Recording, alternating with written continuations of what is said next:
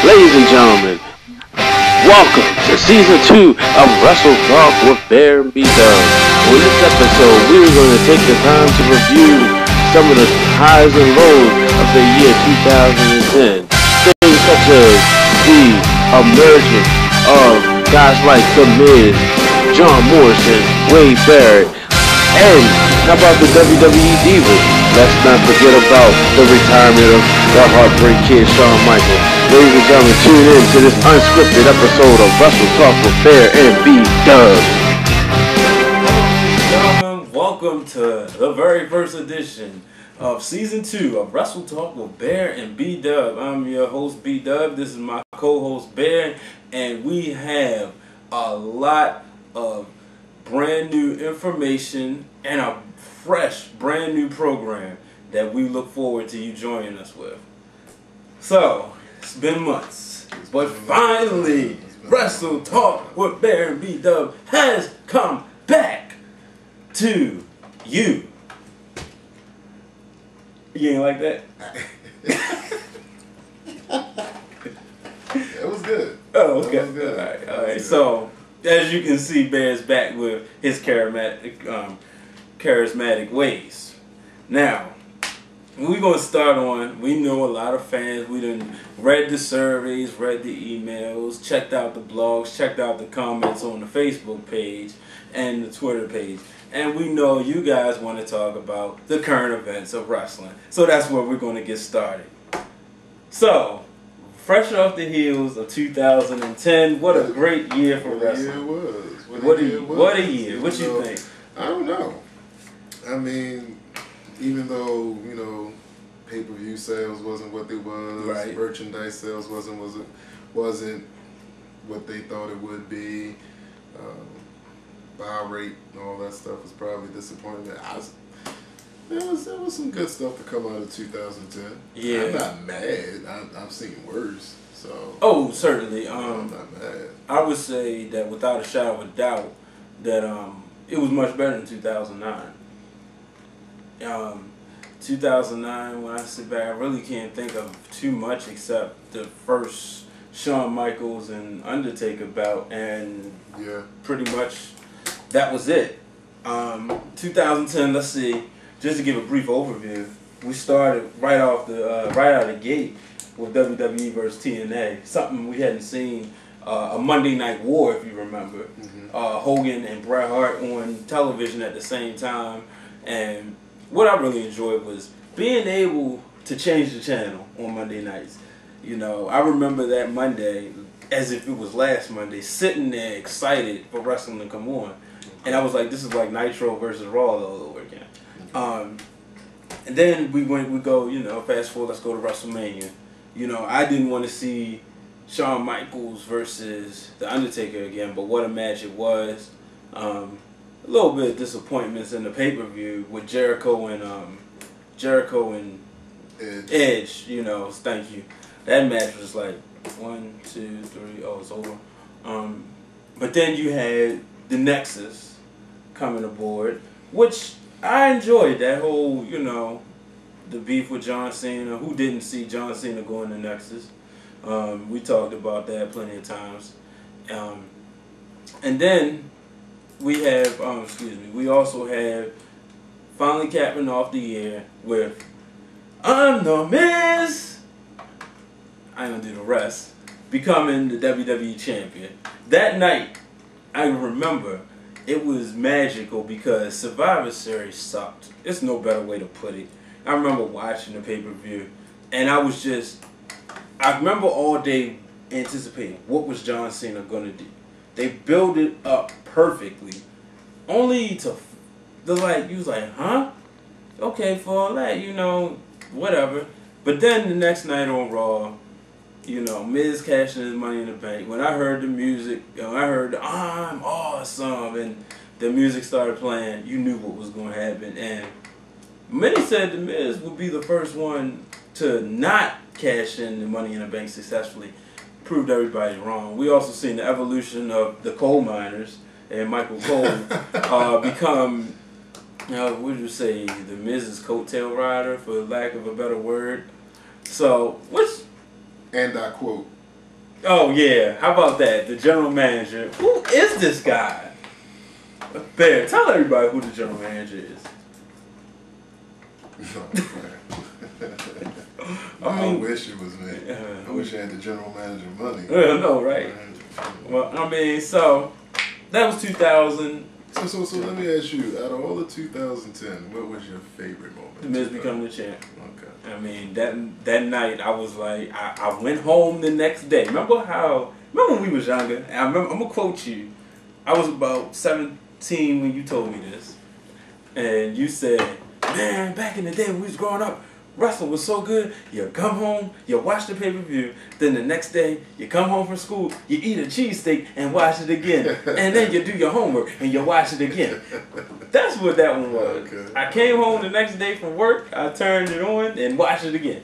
The next day and watched it again. Thanks for DVR. Shout out to the DirecTV.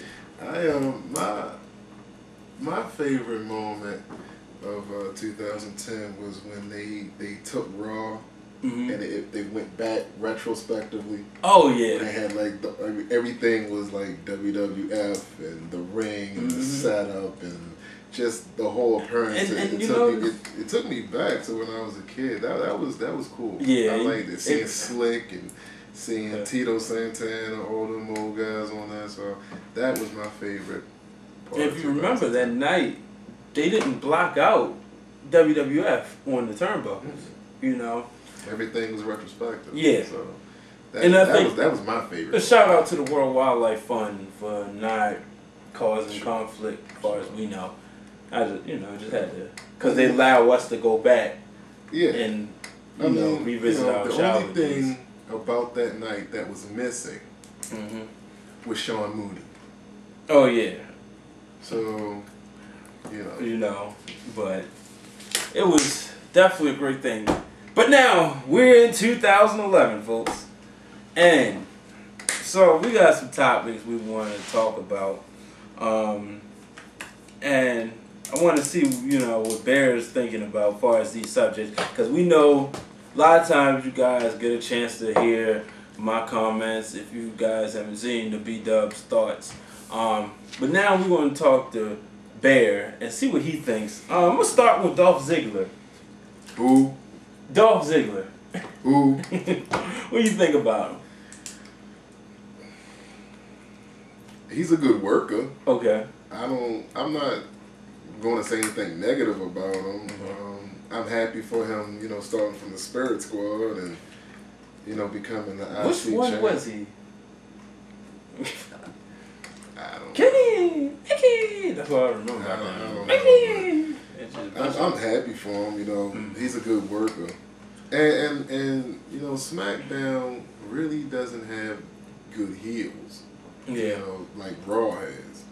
So they put him with Vicky and, Vicky with her annoying voice and him. Like I said, I ain't got no problem with the guy, he's a good worker. But I want everybody watching the show, and even you, I want y'all to turn in to Friday Night SmackDown. I have it on a very good source. Okay. That Dolph Ziggler will become the new #1 contender. Oh, wow. Dolph Ziggler? After he loses the Intercontinental title. Dolph Ziggler becoming the #1 contender for the... Could you see that in 2011? I could see him being pushed like that. Okay. Now, whether he'll win the title or not, I doubt it. But I can see that push. Definitely. I mean, to be honest with you, me being more of a fan of the heels now as opposed to 10 years ago, I think I'd rather see him as champion than Rey Mysterio. I mean, Mysterio's just gotten dry and boring. Well, I guess that's what I kind of still like about WWE, because they just don't really rush a guy into being the champion. Yeah. I think the last person they did that with was Batista and John Cena. And Sheamus. Yeah, I guess so. But Sheamus and Dolph are two different people. Yeah. Sheamus almost has like that Goldberg-esque appearance, especially when he first started. He was just, beating people left and right. Yeah, little people.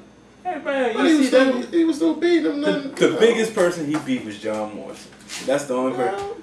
But you know, and you said rush because I know what people are sitting up there thinking. I can hear in people's mind. I can read them, and they're saying that well, they rushed the Miz into becoming a champion, No, which they didn't. No, they didn't. No. Let me clarify what I'm saying by that. What I mean by that is, let's take for example the first Raw of 2011. Mm-hmm.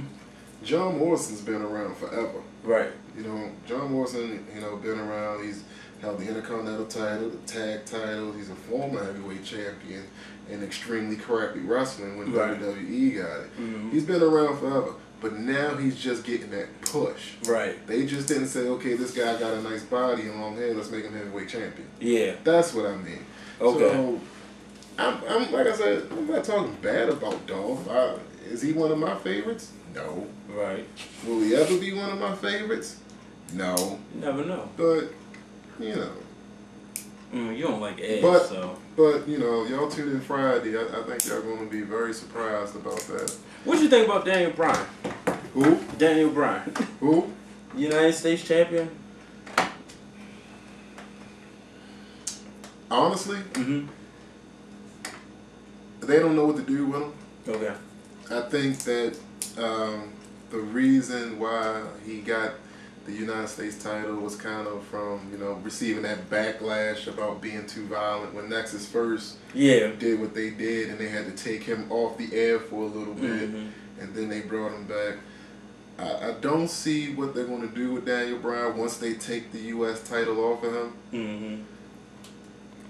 He reminds me a lot of Dean Malenko. I think Dean Malenko had the same problem when he got over there. They didn't really know what to do with him, and then finally they said, well, we just can't use you. Yeah. So I was saying, yeah, he did. He's a good wrestler, good worker, but once that strap comes off him, I would really like to see him lose that belt to Ted DiBiase. Okay. But once they take that belt off him, I don't really see him. He's got it. Doing DiBiase's got it, I think. I think he'll far excel over what his father did, in my opinion. I can see him being a champion within 5 years. I don't think so. You don't think so? No. I think but you gotta think though. Ted DiBiase never had a title, but that wasn't his. Well, he had a title, but the tag titles too. When he was a singles competitor, his place wasn't to be a champion. Yeah. His place was to be that Scrooge McDuck type heel, and fight the Hogans and fight the Warriors and make those guys feel like $1 million. Yeah, well, that takes you to what I believe it was Roddy Piper. Yeah, Roddy Piper said to when he got online. I mean, got in front of the camera. I'm not sure if it was that retro show or not. And he said a lot of us did not become champions. A lot of us, we were still. That doesn't define our career. How great we were or weren't. So, it was definitely something that they didn't need back in the day. But I still say that I feel that DiBiase has it. Well, if he does, he needs to start doing it quick because this whole thing with him and Maurice is getting kind of old. Yeah. I don't really think they know how to use him when they should just really let him go out and be themselves. Especially him. And now I'm gonna tell you somebody I am going to look out for. That's Cody Rhodes. And see, I'm the same. I'm the exact opposite. I think he's gonna do something. I don't like him. Like he's just. I can see him as the Intercontinental Champion. That's it, maybe, but look at his brother. Yeah. So. Yeah, but now, what do you think about? Let's go to the women's. What do you think about this whole Natalya versus Melina beef? And before we get on that, I want to talk about the dimension of Gail Kim. And the reason why I say dimension, because... The dimensions or the diminishing? Diminishing. I'm sorry. Excuse my grammar. But the diminishing... Hey, look, I had a long semester, 3.4 at Morgan State University. Now, the thing about Gail Kim, she came in and won the title, her very first match in the WWE in her debut years ago. And now it just seems like she just get tossed around, just like another one that's overshadowed, like she was never there before. So you're asking me what I think? You think that it's because she left and went to TNA, and now they said, okay, we can get you back, but you ain't gonna be what you were? Okay, well, let me answer your question by asking a question. Mm-hmm. You think the same thing happened to Christian? Oh, without a shadow of a doubt. Well, there you go. Yeah. I think. I just wanted to see if we was on the same page with that. I think part of the reason is that they have certain wrestlers there, and because there isn't that competition like a WCW, they have so many wrestlers that, you know, they bring up and they can do certain things. Okay, they can do a flip out the ring. They can do this. They can, you know, whatever that big gimmick is. Mm-hmm. And it looks appealing at first, but then they put someone like Gail Kim in the ring with someone like Kelly. Okay. And then they don't have that compliment. They can't compliment each other. Yeah. And then, you know, you wind up falling out the public's eye that way. Did you hear that they signed Awesome Kong? Yeah, I heard. So what you think about that one? I don't think there's a, what you call him, wrestler or diva. I don't think no one over there can touch Awesome Kong. Right. Awesome Kong's going to be champion within 2 months. But, you know, it's going to be like... But then again, like I say, it's all dependent on how they use it. Awesome Kong is a good worker. Uh-huh. She kind of reminds me of like that Bull Nakano. Yeah. Very good worker. Who are they going to put her up against? That's what I was trying to figure out. Beth Phoenix? Natalia. Yeah. Now I can see Awesome Kong as a heel fighting Melina that's a face. Yeah. Now what you... Okay. But can you see Awesome Kong fighting, what's her name, Layla? Oh, no. Or Maurice. Oh, yeah. Or your girlfriend, Alicia Fox? Hey, Alicia Fox can take it. Take what? I said she could take her. Oh, sorry. Now what you think about Natalia and Melina's whole ordeal? I think they complement each other very well. Natalia, everybody knows about Natalia, where her roots are from. Her foundation, baby. Everybody knows Greatest about her. family in wrestling ever. I think she's the best wrestler they got now. Yeah. Melina working as a heel. I would like to see her more evil. Okay. Is she more evil? Like when Eminem was heels back in the day? No, I'm talking about someone like Sensational Sherry. Ooh. If she could get to that Sensational Sherry type heel, I think she'll be very successful as that heel. I don't see it being a long feud. I really don't even see Melina getting the belt. Mm-hmm. But just to say, hey, we need you to go out here, fight her, and promote the importance of this title. Yeah. I see Melina doing that. Okay. Yeah. So now, let's move up to our main eventers. What in the world is going on between Kane and Edge? I turn on He Thursday. just beat him for the title. Yeah, but... He got his rematch Friday. Yeah, but you see this on SmackDown. You see Edge putting Paul Bearer in the wheelchair, running around, throwing him down the steps. Turns out it's a dummy. It was? I thought that was him. No, plenty of times it was a dummy. It was just sitting there like, this is the best you can do. I understand the show's PG and all, but really? But you got to look at it from the standpoint, too, that he just got off this feud with his brother. Mm-hmm. And his brother's supposed to be, him and his brother supposed to be dark and all of that. It really didn't leave Edge a whole lot of options. Yeah. Edge being, I understood it. I understood what they were doing. Okay. Edge being an antagonist as a face. Mm-hmm. Whether or not it was difficult, I don't know, but I understood it. He was kind of like an antagonist, as a face. Okay. Where he's known to be an antagonist as a heel. Yeah. Now, going into TLC, did I think he was going to be Kane? No. But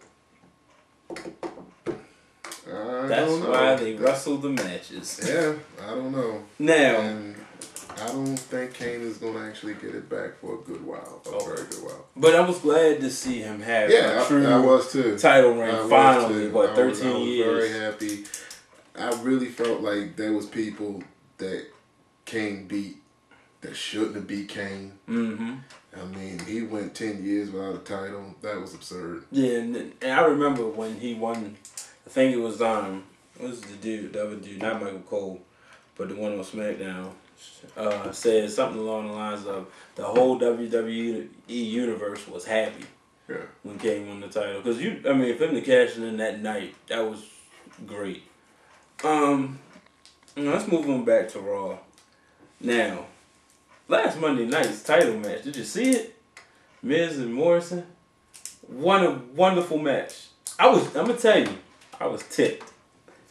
I had to work.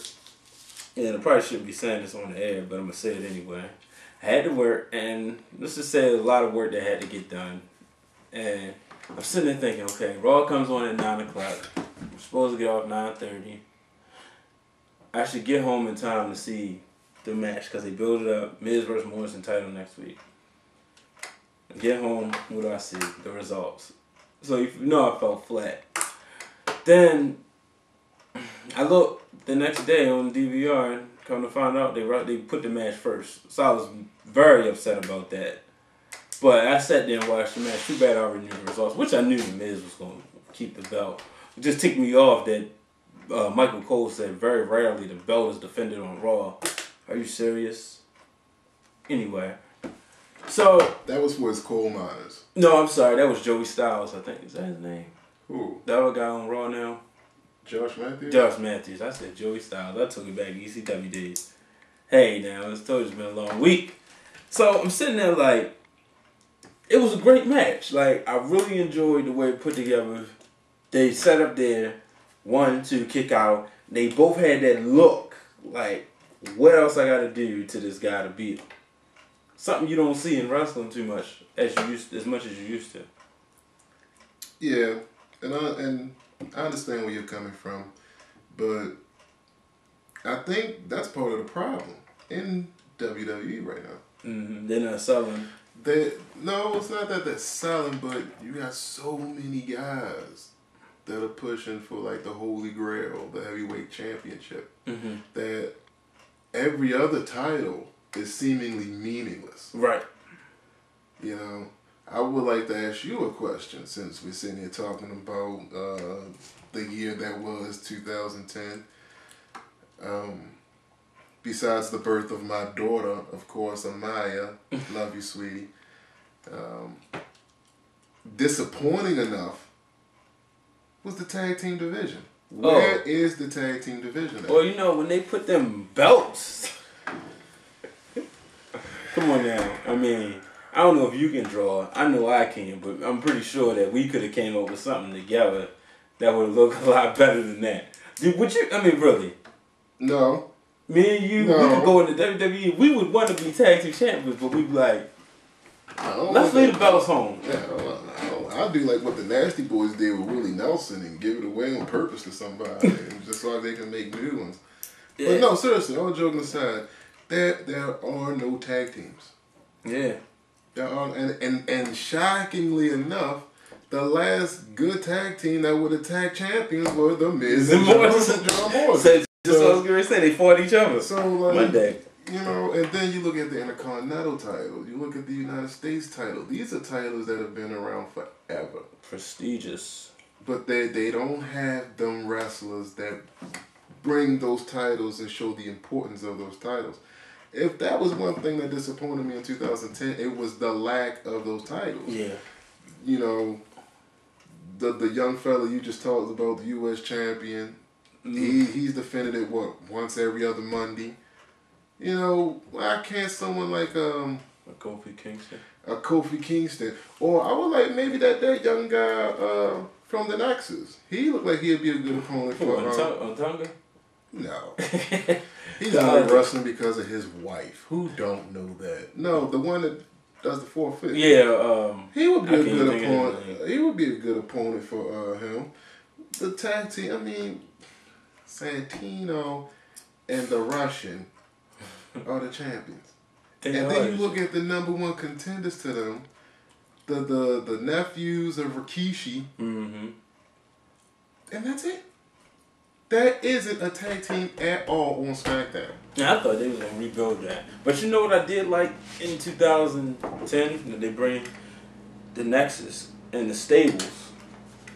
And that takes me to my next subject, CM Punk joining. I like that move. I can't stand CM Punk. He's a jerk in real life. But You don't like CM Punk? not at all. Made a little kid cry in White Marsh, Maryland. He didn't want to do an autograph signing. So he was ticked off because he was filling in for, I think it was like somebody who wasn't there. And he made the kid cry. You don't make kids cry. When you be mad somebody made your son or your daughter cry, you don't care if it was Hulk Hogan himself. Or Ric Flair himself, I'll say. It's the nature of the beast, though. Yeah, I mean, Mickey James come down here, a couple weeks ago, whatever the show we went to, and that little kid's like, "Can I get a picture?" I remember Mickey James looking around like, "Leave me alone. Stop irking." She was nice to me. It's because you gave her $50. I ain't give her nothing.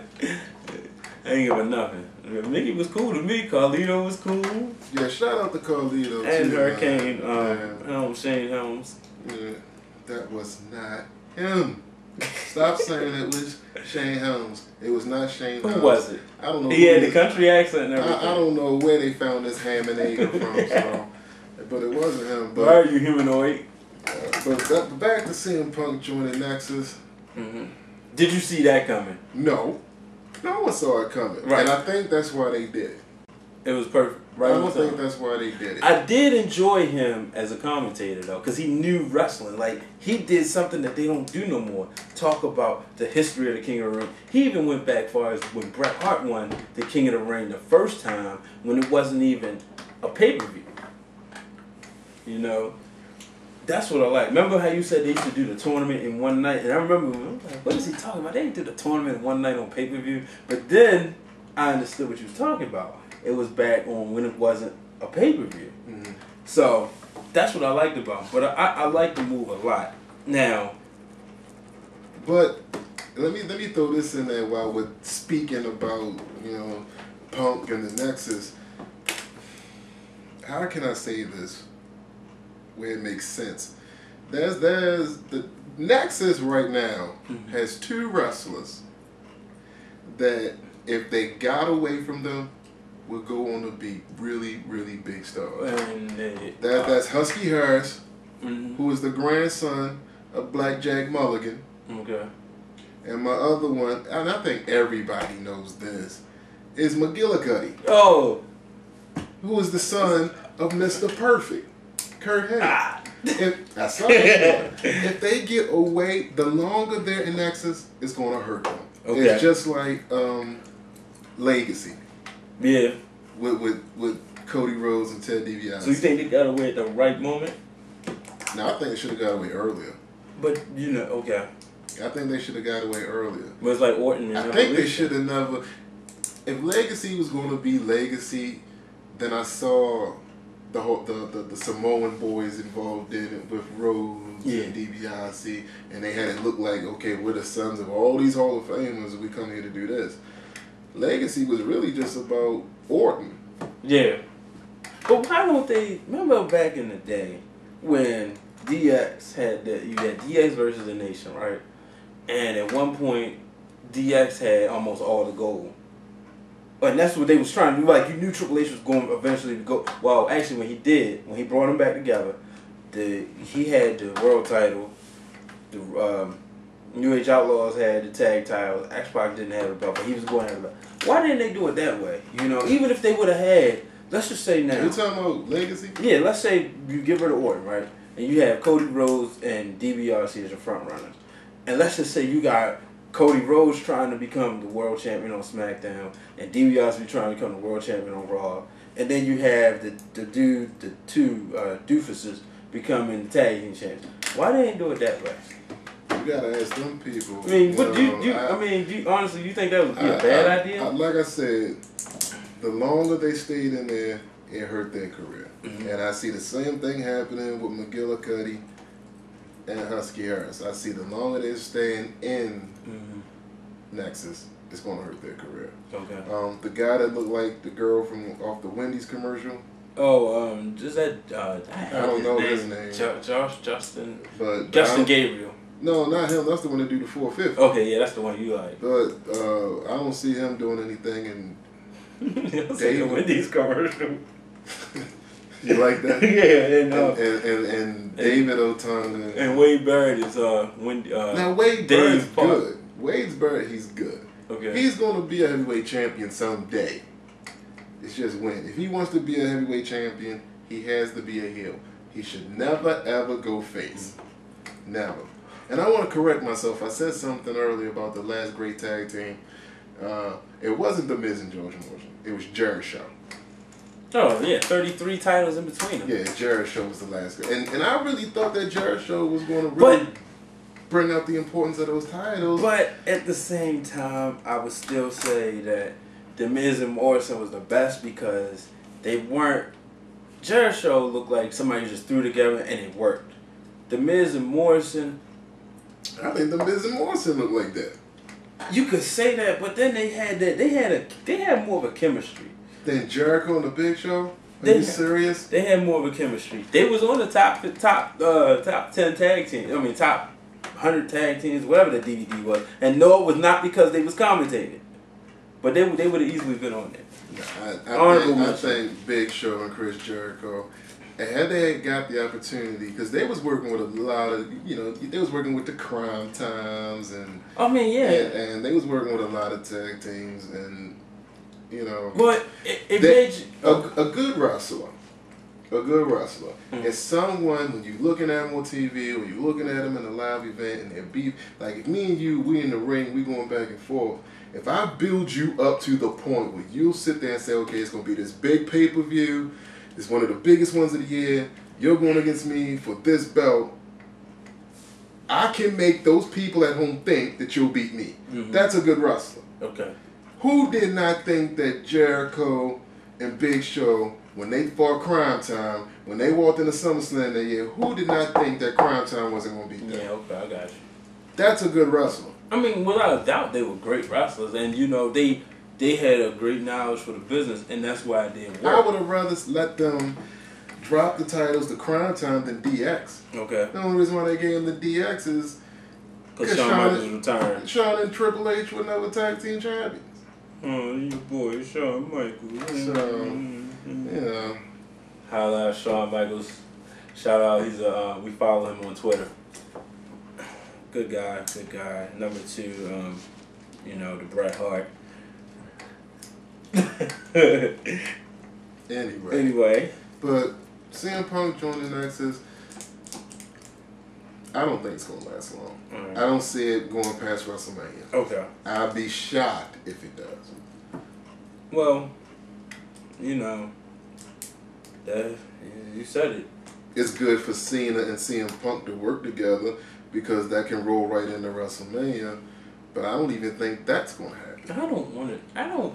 There's you can't sell me on a John Cena WrestleMania again. I mean, when I say you better get used to it. No, I mean, what I'm saying is... Because now, I'm going to tell you something. We all know that you got the Royal Rumble coming up, the Elimination Chamber, then WrestleMania. Right. Do not be surprised if you do not see in the main event in Atlanta, Georgia Dome, I do believe, right? If it's not John Cena versus The Miz for the WWE Championship, WrestleMania. I wouldn't be surprised, but... alright, so you putting The Miz in there, so... I'm putting The Miz in the main event at WrestleMania. You heard it here from Bear. There I would like to see. I would like to see The Miz, but I'm saying, you put John Cena with... If you just, let's say, John Cena and CM Punk. I don't want to see that. John Cena and Edge, don't want to see it, Okay, tell me why you don't want to see John Cena, CM Punk. Okay, first of all, alright, Cena's a good wrestler. I've grown to respect him, but... You don't like CM Punk. I don't like seeing. He made some that ain't even the reason. It's just he steals all his moves. If you sit back and go watch some independent wrestling, I do it all the time, and you'll see a lot of his moves he stole. But that ain't. It's just, to me. I mean, his character is just. Well, CM Punk, I got his cell phone number if you want to talk. You try to STF him. I mean, whatever his move is, I got some connections. Go to sleep. Yeah, I ain't going nowhere. But I'm just, you know, I mean, John Cena in WrestleMania again. I mean, I understand you gotta be the main event. What I'm saying is, you can't sell me like on a John Cena being the dude. That's not gonna be why I want to see WrestleMania. Not because of Cena. There's nobody in the WWE that I really desire to see Cena fight. Would I watch the match? Yeah. Yes. But it's like, it's not gonna be my go-to match. That's what I'm saying. Okay, so if you could have your WrestleMania card, one match. And then we're going to move on because we can't really stay on this. One match. What match would it be? I want a rematch of last Monday's title match. Miz and John Morrison? Miz and Morrison. Okay. I mean, I said it. You know, remember when you said, in a couple of shows ago, you said that if it's anybody who's got that it, and you put them on your top 10, 15 Intercontinental Championship match, is this guy. That's what John Morrison has. Yeah, you said he reminds. I don't see it, but you said he reminds you a lot of Curry Von Erich. Curry Von Erich, also known as the Texas Tornado. Yes, but I'm not saying by his style, but I'm saying about that. His looks. Not even. I mean, not so much. This guy calls himself the Chuck Norris of Nookie. The shaman of sex thing. What I'm saying is just that Orton had it. It's just that. Something about them that lets you know they're gonna be something. That's what I'm saying. Yeah. But me, I'm old fashioned. If I had my WrestleMania, and if he was healthy, I would still pay to see the Undertaker at WrestleMania. Okay. Until somebody comes along, and I mean, you almost know you're gonna get that. But I'm saying like, that's a match. You know, I mean, I would watch Undertaker at WrestleMania. All his matches was good except maybe one or two for the most part, you know. Yeah. But because Undertaker does probably the best job ever in the business of building a character. He made Heidenreich look like the next best thing in wrestling. You know. I'm just speaking for where I'm coming from, you know. Well, let's close out this show talking about your boy. You want to talk about John Cena.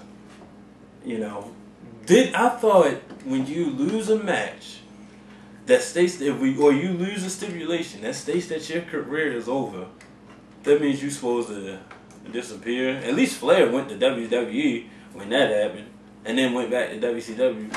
I seen Cena come out, do a heartfelt speech. He started, had everybody crying. He went home. So we thought he'd come back out in the Raw event. I respect that. I understand. And then I saw him next week. And then the week after next. So, you had something for the fans. Cena sucks. That's about it for me. See, no. The guy, he's the focal point of the company. I understand that. He's the focal point of the company. So, he has the highest Q scores, and even higher than Tiger Woods. Q scores, this is something to learn in school. This is what I was doing while we weren't giving you guys a show. So let me give you a quick lesson on Q scores. Q scores is what the bigger companies use to rate on the air talent. So when your Q scores are high, that means people you'll see a lot of people in commercials. You know how you see Peyton Manning on a lot of commercials? Because he has high Q scores. I mean, it's kind of like he's great for the advertisers. That's why they always get the endorsements. Tiger Woods, if you say you don't see him a lot, his Q scores drop. John Cena, I read in my research for one of my classes, John Cena has higher scores than Peyton Manning, higher than what Tiger Woods had when he was hot. So, and probably amongst the highest in sports figure. That I can, it made me like, yeah, because WWE, that's like home to us, you feel me? So it's like, that's like how you think about Baltimore, when we think about wrestling. So I was thinking like, okay, John Cena's up there. But at the same time, like, I want to see the guy go heel. I don't think you'll see that. I know that. I thought we almost had it. John Cena is our modern day Hulk Hogan. Well, maybe one day he'll get out there and say, "What if I told you it was for the money?" I don't see that happening. I don't see that. You can't afford to have, even when Stone Cold had the neck problem, he was still on TV. So yes, Cena counted the shoulders and he got fired or whatever. Yeah. So you didn't ever think he was going to turn on and cause Orton belt? Okay. No. Hustle, loyalty, respect. That dumb crap. No, I didn't see it at all. What if I said it was for the money? John Cena. I ain't never been a fan of John Cena as the gimmick. His work has gotten better in the ring. Oh yeah, Triple H told you that from when he first started, but he's the center point of the company. He's their main card player. So let me ask you this: 6-7 years ago, if you had to choose, looking at everybody who was there, if you had to choose the center point of the company and the center face, would you have chosen Cena? No. Who you thought it would be? It's always kind of hard to really think about. I would go with Trevor Murdoch. You would have thought it would have been him? No, man. Oh, well, I'm sitting there like, did he really just say, tell me he did not just say that. Yeah, Trevor Murdoch and Lance Cage, you know. Mm-hmm. But no, I knew. Yeah. I knew. Rest in peace. I knew that Batista was going to be. Okay. But I thought he would be as a face, you know. Then when Batista got the belt, I thought I was gonna like him when he became a heel. Then I was like, I just don't like you. He didn't fit in with Evolution. Mm-hmm. Then they put the belt on him. He just didn't fit. Then he wants to go to the MMA and fight Brock Lesnar and all them and. I don't know, but I just know every time he come to DC, he talk about the same story. And kids, I grew up 10 minutes down the road, and they told me I could never be nothing. I'm somebody. Yeah, whatever. I don't know about all that, but looking back then, I didn't see Cena doing it, but you know, money talks and BS runs marathons, and now looking at it now, he's what, 109 times world champion, and I think they lost count. He probably surpassed Triple H by now. No, I think he's 9. I know Edge has had it more. For real? Yeah, Edge has had it more than John Cena. Longer reigns, okay, yeah. Yeah, so I don't know. It is what it is. That's all I can say about WWE right now. It is what it is, and. Well, ladies and gentlemen, we thank you for joining us on our live and up-to-date current events session of our return on Season 2 of Wrestle Talk with Bear and BDuB. Join us on our next show as we discuss the Wrestling Observer's top 50 wrestlers in the WWE. And you can tell by this reaction, wasn't a good list. So, ladies and gentlemen, until next time, I'm your host, the toast of the coast, the host with the most, BDuB, and this is Bear. So long, everybody.